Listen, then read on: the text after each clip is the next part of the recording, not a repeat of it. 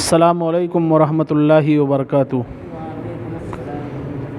الحمدللہ رب العالمین والصلاة والسلام علی سید الانبیاء والمرسلین وعلی آلہ واصحابہ اجمعین ومن تبعہم بإحسان الی یوم الدین، اما بعد۔ قال اللہ تبارک و تعالی فی القرآن المجید والفرقان الحمید: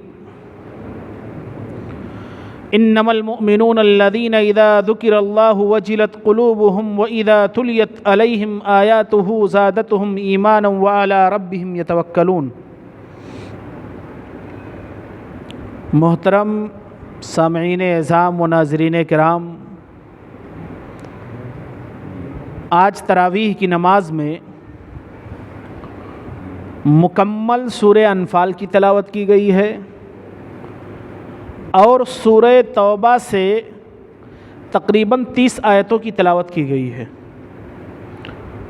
انہی پڑھی گئی آیتوں میں سے چند آیتیں میں نے تفسیر کے لیے منتخب کی ہیں۔ اللہ رب العالمین سے دعا ہے کہ الہ العالمین ہم تمام مسلمانوں کو اس ماہ مبارک میں کثرت کے ساتھ کار خیر کی یا اعمال صالحہ کی توفیق عنایت فرمائے۔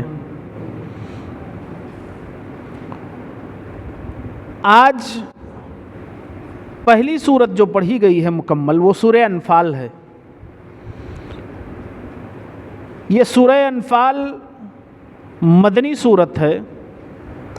اللہ کے رسول صلی اللہ علیہ وسلم پر ہجرت کے بعد جب نبی اکرم صلی اللہ علیہ وسلم مدینہ آ گئے، سن 2 ہجری میں بدر کے مقام پر یہ مکمل سورت نازل ہوئی۔ اس سورت کی خاص خصوصیت یہ ہے کہ اس سورت کے اندر اللہ تبارک و تعالی نے ایک ایسے چیز کے بارے میں حکم بیان کیا ہے جو پہلے امتوں کے لیے وہ چیز جائز اور درست یا حلال نہیں تھی، اور امت محمدیہ صلی اللہ علیہ وسلم کے لیے وہ چیز جائز اور حلال کر دی گئی ہے۔ اسی سے اس سورت کا نام رکھا گیا ہے سورۃ الانفال۔ انفال کہتے ہیں، یہ انفال جمع ہے نفل کی، اور نفل کے معنی ہوتے ہیں زیادہ، اضافہ کے۔ پہلے کی امتوں میں وہ چیز نہیں تھی، امت محمدیہ کے لیے اللہ تبارک و تعالی نے وہ چیز زیادہ کیا ہے، اسی لیے اس سورت کا نام سورۃ الانفال رکھا ہے۔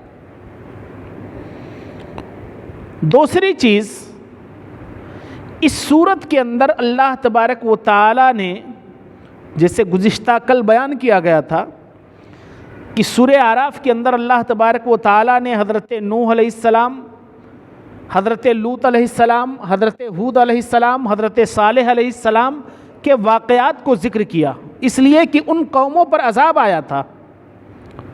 تو اس سے پہلے کسی نبی کے ساتھ یہ معاملہ نہیں ہوا تھا۔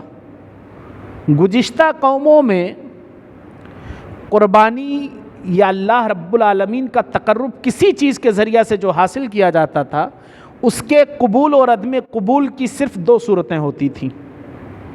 جو مال جس ناحیے سے نکلتا تھا اسے آبادی سے باہر کر دیا جاتا تھا، اور اللہ رب العالمین کی طرف سے ایک آگ آتی تھی، وہ آگ اس مال کو جلا کر کے خاکستر کر دیتی تھی۔ جس کا مال جل گیا اس کا صدقہ قبول ہوا، اور جس کا مال نہیں جلا اس کا صدقہ قبول نہیں ہوا، یا اس کی عبادت، اس کی قربانی قبول نہیں ہوئی، جیسا کہ حابیل اور قابیل کے قصے میں بیان کیا گیا تھا۔ لیکن امت محمدیہ کے ساتھ مال غنیمت یہ زیادتی کے طور پر، نفل کے طور پر ملا۔ اللہ تبارک و تعالی نے مال غنیمت کا حکم بیان کیا ہے۔ پہلی جو آیت کریمہ ہے، یسألونک عن الانفال قل الانفال للہ والرسول فاتقوا اللہ واصلحوا ذات بینکم واطیعوا اللہ ورسولہ ان کنتم مؤمنین۔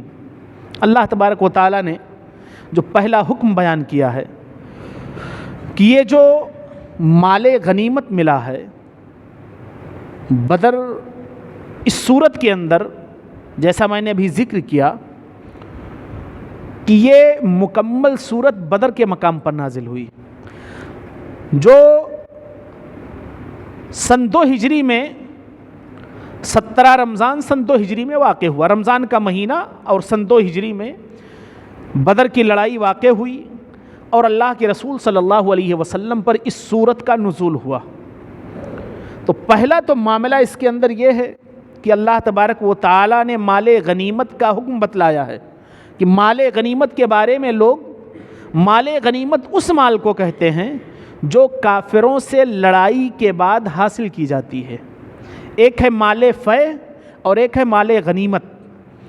مال فے وہ مال ہے جو بغیر کسی لڑائی کے، چاہے جزیہ کے طور پر یا ٹیکس کے طور پر یا ویسے آپس میں مصالحت کر کے جو کافروں سے حاصل ہوتا ہے اسے مال فے کہتے ہیں، اور مال غنیمت جو لڑائی کر کے حاصل ہوتا ہے۔ بدر کا جو اللہ تبارک و تعالیٰ نے نقشہ کھینچا ہے اس صورت کے اندر، پہلی آیت سے لے کر کے 19 آیت تک اللہ تبارک و تعالیٰ نے غزوہ بدر کا نقشہ کھینچا ہے۔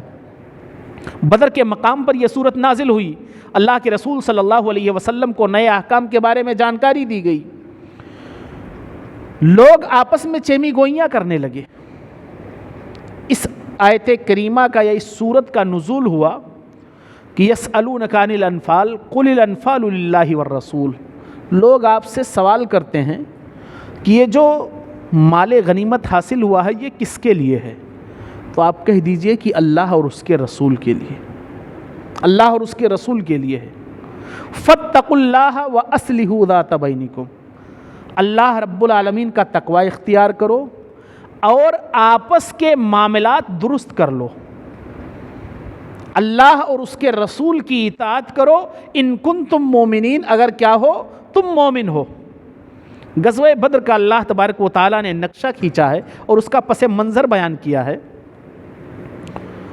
کہ جب مسلمان ہجرت کر کے مکہ سے مدینہ آئے تو اللہ کے رسول صلی اللہ علیہ وسلم پر ایمان لانے والے جو مکہ سے آئے تھے یا جو مہاجر صحابہ تھے وہ بڑے دبے کچلے ہوئے لوگ تھے۔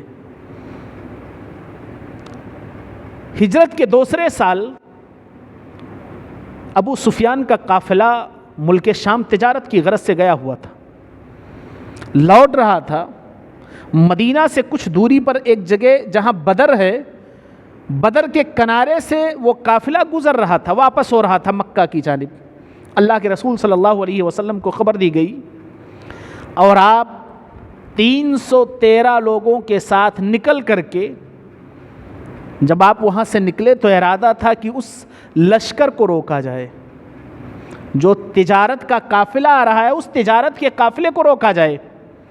لیکن جب آپ نکلے اللہ رب العالمین کی طرف سے اس صورت کا نزول ہوا اور پتہ یہ چلا کہ 2 چیزیں ہیں، ایک تو تجارتی قافلہ آ رہا ہے، ابو سفیان کو بھنک لگ گئی کہ محمد صلی اللہ علیہ وسلم اور ان کے اصحاب ہمارا پیچھا کر رہے ہیں۔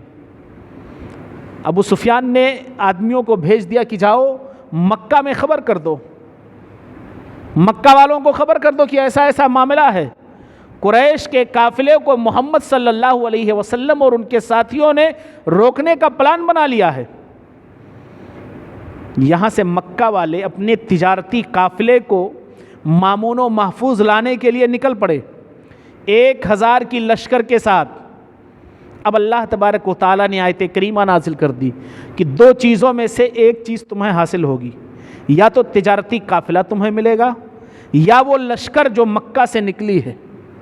کچھ صحابہ اکرام آپس میں چیمی گوئیاں کرنے لگے کہ مناسب نہیں ہے، ہم لوگ کمزور ہیں، ابھی لڑائی مشکل ہے۔ اللہ تبارک و تعالیٰ نے آیت کریمہ نازل کر دی کہ گھبرانے کی ضرورت نہیں ہے، 1000 فرشتے تمہاری مدد کے لیے نازل ہوں گے۔ جب بدر میں پہنچے معاملہ یہی ہوا، کچھ صحابہ کرام تھے جو ڈرے ہوئے تھے، 313 کی تعداد تھی، تجارتی قافلہ ابو سفیان کا تو نکل گیا لیکن مکہ والے پہنچ گئے۔ جو مکہ سے ابو جہل کی ماتحتی میں قافلہ نکلا تھا، وہ آ کر کے پہنچ گیا. 1000 کی لشکر ہے، پوری آن بان شان کے ساتھ.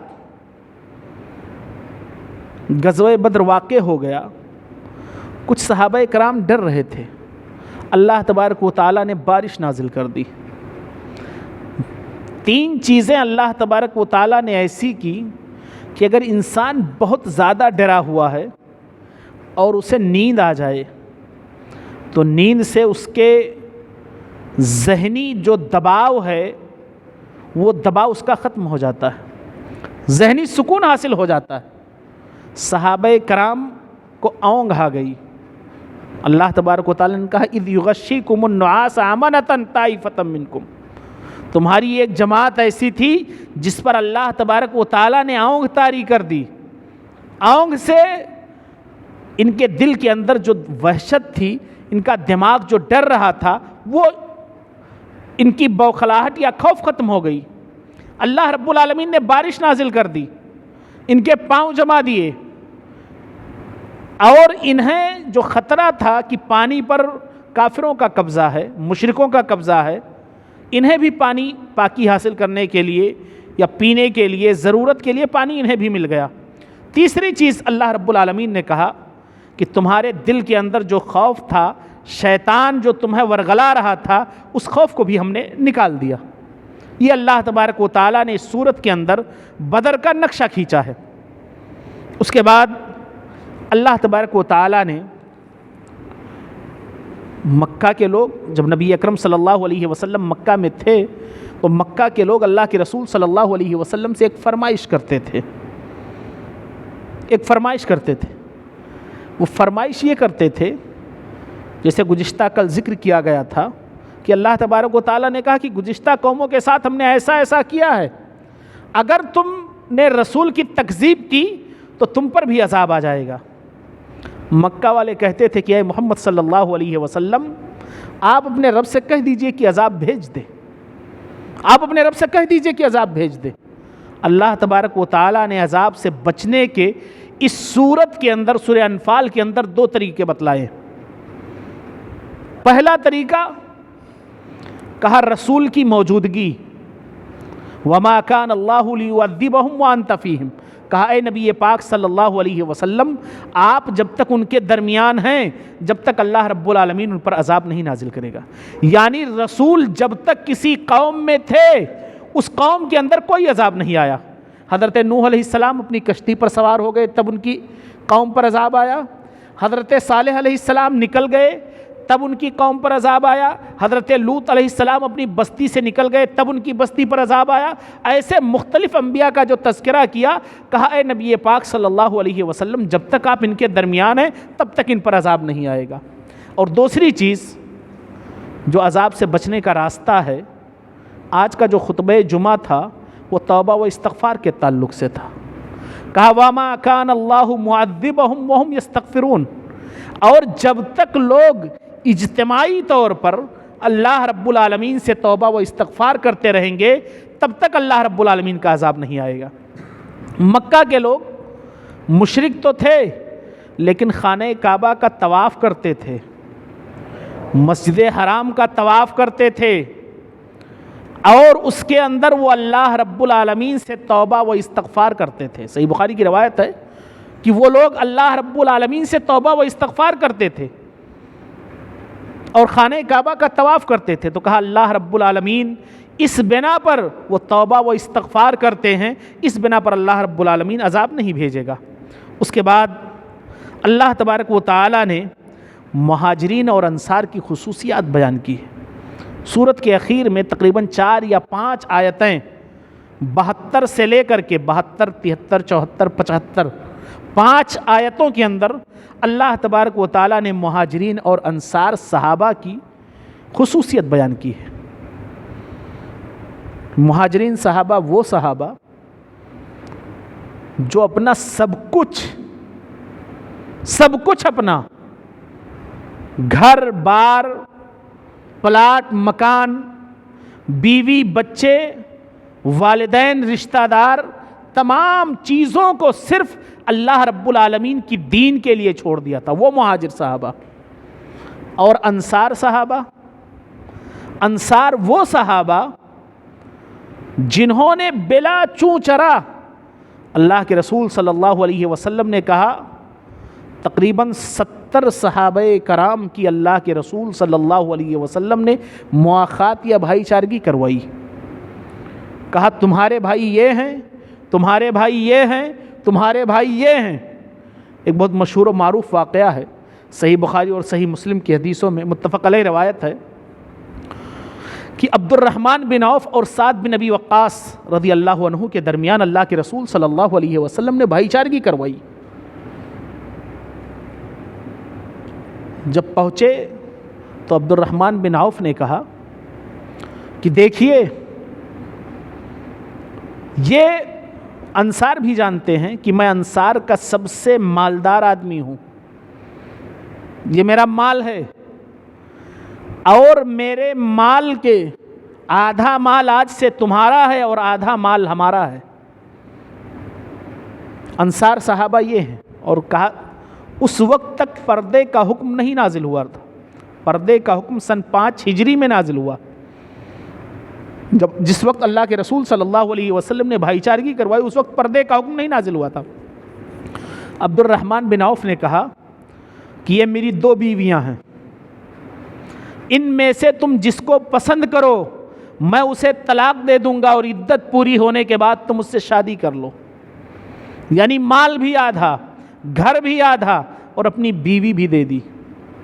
قرآن کریم نے سورہ انفال کے اخیر میں ان مہاجرین اور انصار صحابہ کرام رضی اللہ عنہم اجمعین کی خصوصیات بیان کی ہے کہ ان الذین آمنوا وہاجروا وجاہدوا باموالہم وانفسہم۔ ایک شخص ہے کہ صرف عمل کرتا ہے، ایک شخص ہے کہ اللہ رب العالمین کے راستے میں اپنا مال، اپنا وقت، تمام چیزیں قربان کرتا ہے۔ تو کہا یہ مہاجرین صحابہ ہیں اور یہ انصار صحابہ ہیں جن کی خصوصیت یہ ہے کہ انہوں نے مکہ سے آئے ہوئے بغیر کسی رشتہ داری کے، نہ اس سے پہلے جان نہ اس سے پہلے پہچان۔ اگر مہاجرین اور انصار صحابہ کرام کے اس تعلقات کو دیکھا جائے، آج ہمارے معاشرے کی کیا کیفیت ہے؟ آج ہم حسد کی اس آگ میں پہنچ چکے ہیں کہ ہم چاہتے یہ ہیں کہ ہمارا جو پڑوسی ہے وہ کسی طرح سے ختم ہو جائے، کسی طرح سے ہم چاہتے ہیں کہ اسے کتنا ہم نیچا دکھا دیں، ہم کوئی بھی حربہ ہمیں اپنانا ہو ہم وہ حربہ اپنانے کے لیے تیار ہو جاتے ہیں حسد کی بنا پر۔ اور یہاں صحابہ کرام رضی اللہ عنہم اجمعین کا عمل پیش کیا گیا ہے کہ آئے اور انہوں نے ہاتھوں ہاتھ لے لیا، ذرہ برابر ان کے دل کے اندر کسی قسم کا شائبہ تک نہیں آیا، اور اللہ کے رسول صلی اللہ علیہ وسلم نے بھائی چارگی کروائی۔ سے بہت سارے واقعات ہیں۔ اس کے بعد سورہ توبہ شروع ہوتا ہے۔ سورہ توبہ قرآن کریم کی ایک ایسی سورت ہے جس کے شروع میں بسم اللہ نہیں لکھا ہوا ہے۔ علماء کرام نے اس کی 2 وجہیں بیان کی ہیں۔